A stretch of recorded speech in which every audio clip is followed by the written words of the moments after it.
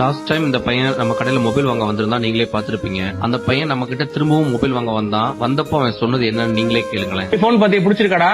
பிடிச்சிருக்கனே. சரி, okay okay okay. இந்த phone வச்சு என்னடா பண்ண போற? வீடியோ எடுக்கிறதுக்காக தானே வாங்கியிருக்கேன்.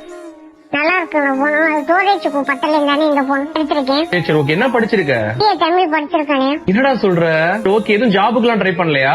எல்லாரும் போனே, வேலை எனக்கு கிடைக்கலங்க. எங்க ட்ரை பண்ண? நிறைய இடத்துல பண்ணேன். எல்லா இடமுமே ட்ரை பண்ணியா?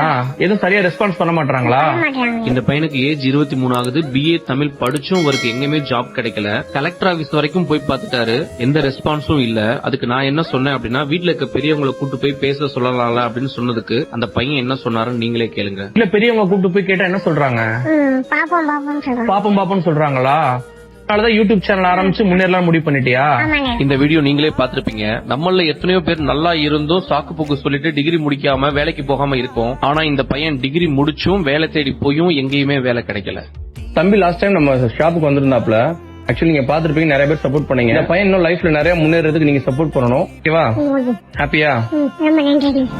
அந்த ஆகாயம் போதாத பறவை உண்டு, நதி கண்ணாடி பார்த்து மனம் நிறைந்தது இன்று கடலால்.